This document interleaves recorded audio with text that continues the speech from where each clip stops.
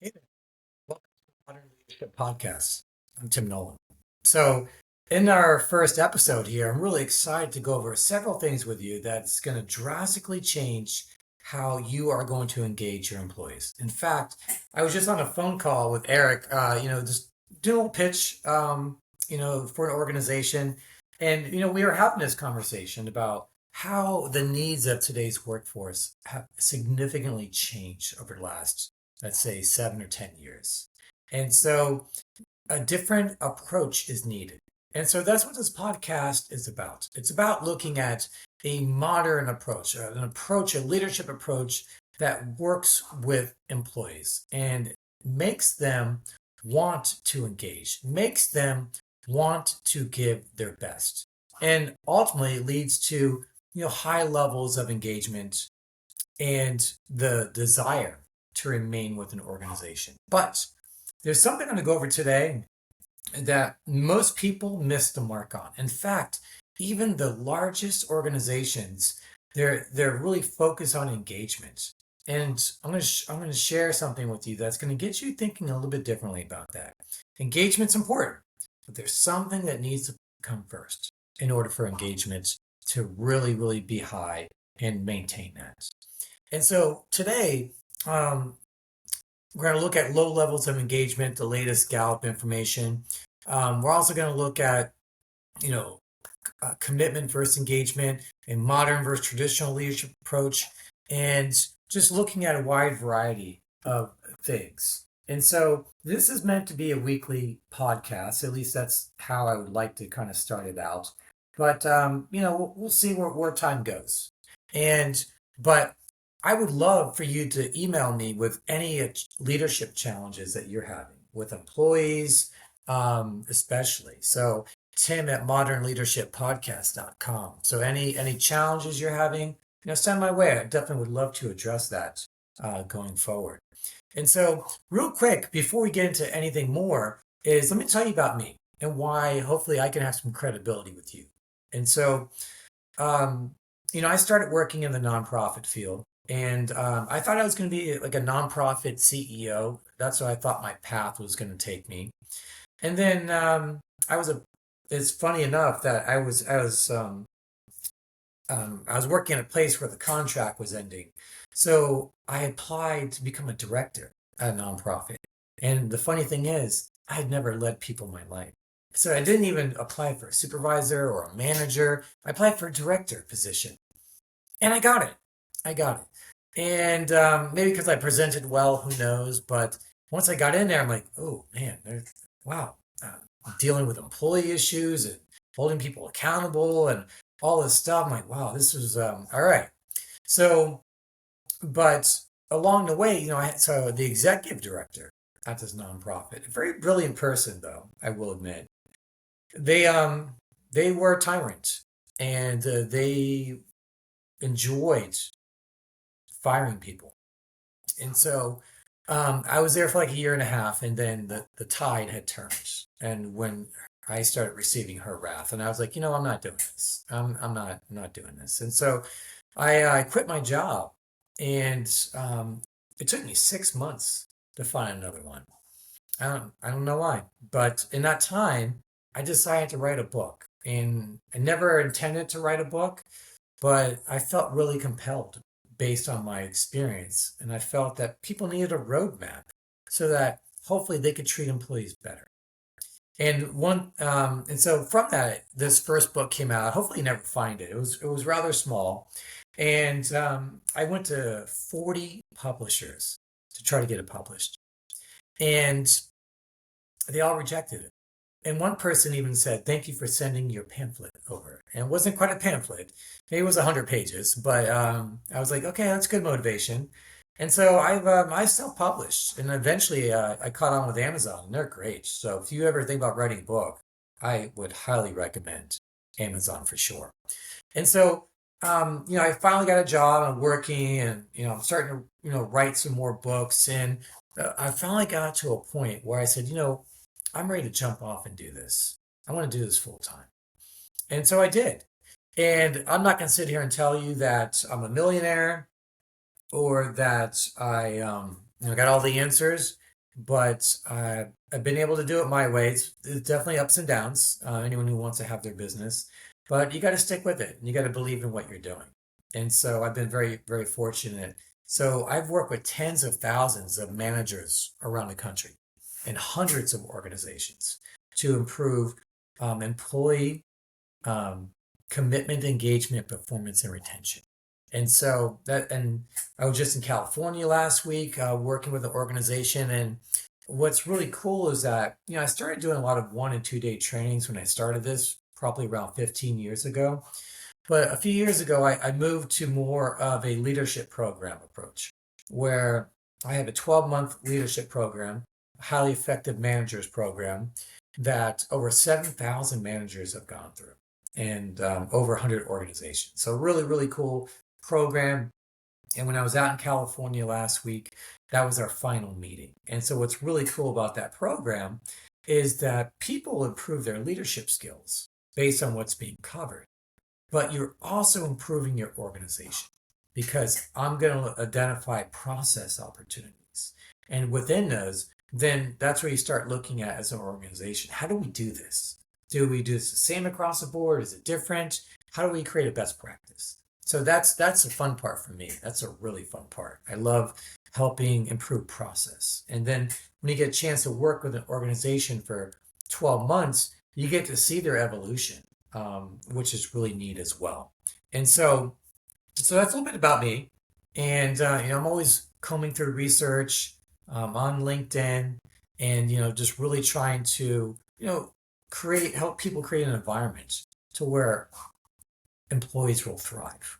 And that's really one of the big things that we're looking at, research is looking at these days, is how are we creating a meaningful professional experience for employees?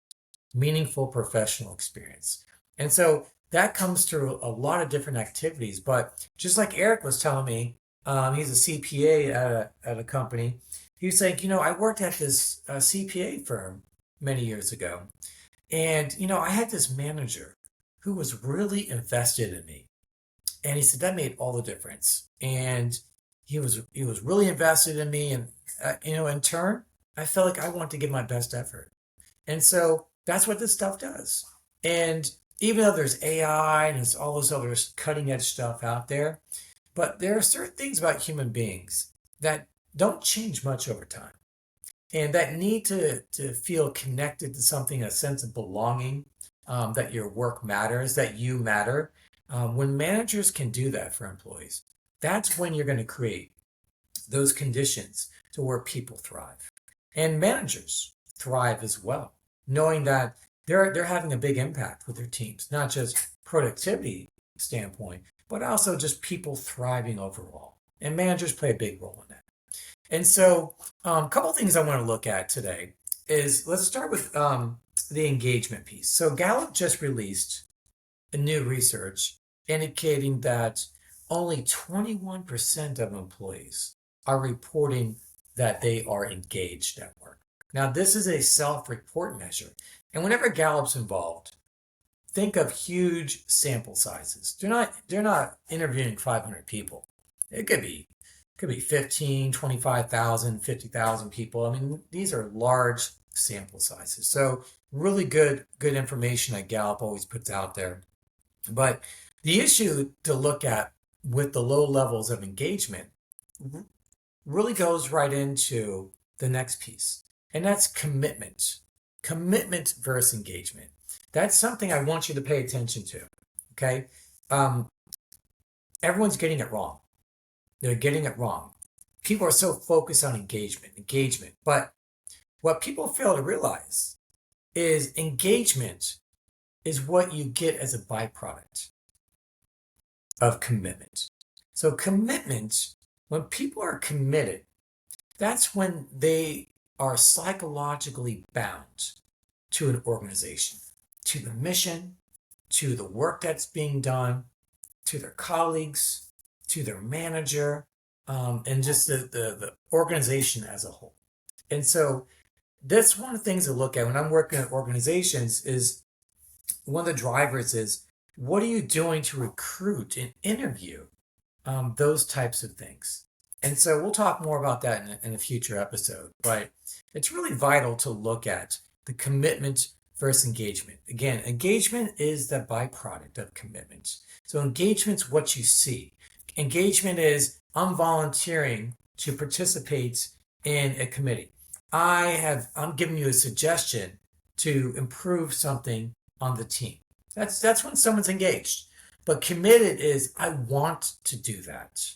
I want to make a difference. I want to help my teammate out without anyone telling me. So again, what are you doing to create commitment? And oftentimes it starts with looking at what is the mission of your organization? And how often do you discuss that with your team too?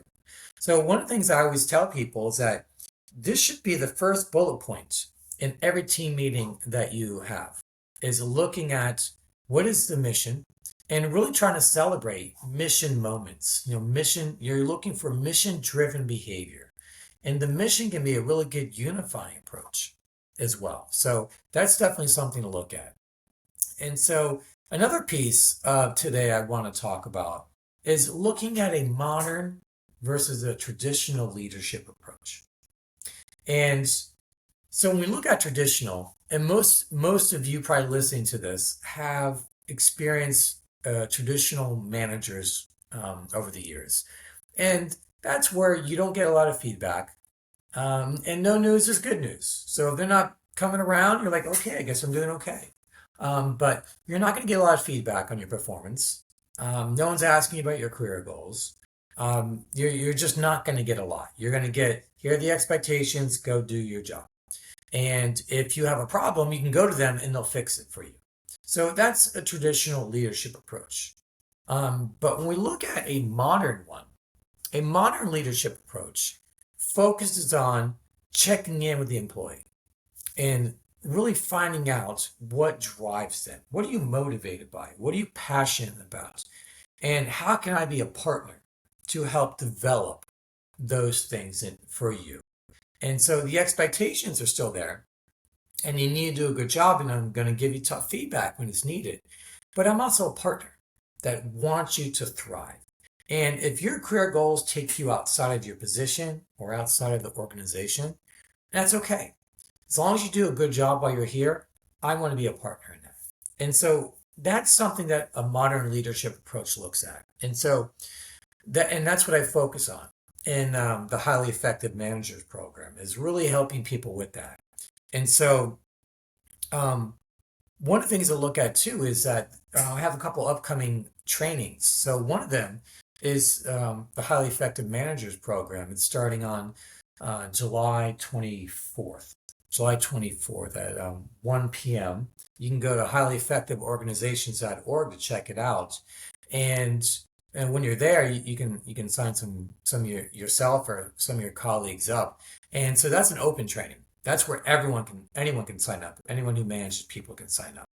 And so what's great with that is maybe your organization has 2 people, maybe 5 that you want to sign up, as opposed to needing 25 or 30 for your organization. So that's a really good one. And I do that a couple times a year. So we got one coming up in July. And the program is always available for organizations. And you can definitely reach out to me. And if you have any questions about that, I'd be happy to send you a book, just like I was talking to Eric today, just a few minutes ago before I logged in for this. So I'm like, hey, Eric, can I send you a book? He's like, please do. I'm like, look, if you like the book, you'll love the program. And that's the best pitch I can give you. But again, this podcast is focused on little things that you can do to create a great environment to where not only are you thriving, but also your employees. Because employees can be challenging and their needs are higher than in the past. But if you're going to be a people leader, you need to be prepared for that.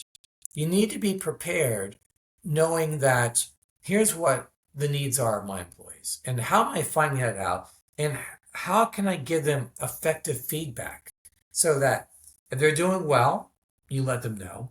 If they need to get better in something, you can redirect them. And if they're not getting it done, then you can have those tough conversations, but do it from the standpoint It's a carefrontation, as I learned in graduate school once. It's not confronting them per se, but in a caring way, we're confronting them. Carefrontation. So I thought that was a really cool one. But just look at little things like that, and really starts with assessing yourself, being self-aware. And that's in I got a future podcast we're going to be talking about blind spots because everyone has them. Everyone has blind spots. So again, this is the first episode. Just want to kind of get it off the ground, go over a couple things, but I'm going to be talking more about it in future episodes. But I really would love to get some of your challenges in leading people. And so you can always send those to Tim at modernleadershippodcast.com. And then I'm going to do my best to address them. So I really would love to get quite a few so that, I always have a good amount of information to go over. But yeah, send me an email. Let me know if there's any topics that you'd like to see going forward. And definitely would love to put that in there. So again, Modern Leadership Podcast with Tim Nolan. Have a great day.